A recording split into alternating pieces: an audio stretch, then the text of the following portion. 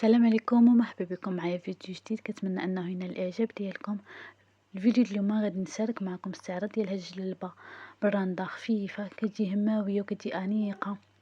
تبعوا الفيديو حتى الاخر لانني كنعطيكم بزاف النصائح ونعطيكم كذلك الثمن ديال الخدمه ديال هذا الموديل. اذا كنت مازال ما اشتركتيش في القناه مرحبا بك، اشتركي في القناه فضلا وليس امر، وكذلك واحد اللايك. واذا كيعجبكم المحتوى ديال القناه ديالي ما تنسوش انكم تبارطاجيوه وعملوا لي تعليق، كتبوا لي الراي ديالكم في هاد الفيديوهات اللي كنشارك معكم. وكذلك ما تنسوش انكم تدخلوا عندي الصفحه ديالي ديال الفيسبوك وديال الانستغرام اللي هي @randa يسري. غادي نخليها لكم هنا في اعلى الشاشه، غادي نكتبها لكم. ما تنسوش انكم تعملوا لي متابعه.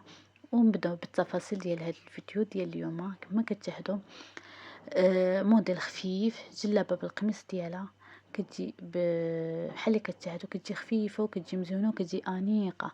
بالنسبه للضريس بحال اللي كتشاهدوا ضريس خفيف وكيجي مزيون ان شاء الله. غادي نحاول نحط لكم فيديو الطريقه كيفاش خدمت هذا الضريس.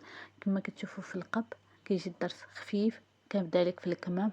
وبالنسبه للهبطه كيف ما كتشاهدوا الهبطه كتجي كتحمر كتجي مزيونه بزاف بستة ديال الغرزات. كتجي الحصيره وكذلك كتجي رندام هذيك عامله بحال الشكل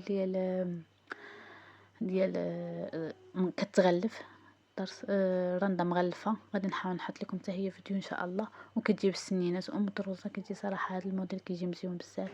بالنسبه للقميص كما كتشاهدوا قميص خفيف مثلو نص فقط 4 الغرزات، وكذلك الشرك ولا غرزه وحده. دريس حتى هو هنايا غير خفيف كيجي مزيون وكيجي انيق. وبالنسبه للثمن ديال هذا الموديل هذا، اذا بغيتوني نقول لكم الثمن ديالو كتبوا لي في التعاليق.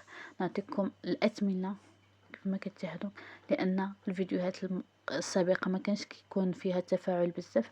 كنتمنى ان هذا الفيديو يكون فيه التفاعل باش نبقى نحط لكم الاثمنه ديال هاد الموديلات اللي كنشارك معكم. كما قلت لكم كيكون الموديل خفيف وكيجي انيق وكيجي هماوي. هنايا غادي نقرب نوصل لنهايه الفيديو. كنتمنى ان الشرح ديالي يكون هذا الفيديو والاستعراض يكون واضح. شكرا على المتابعه، نتلاقى في فيديوهات جداد.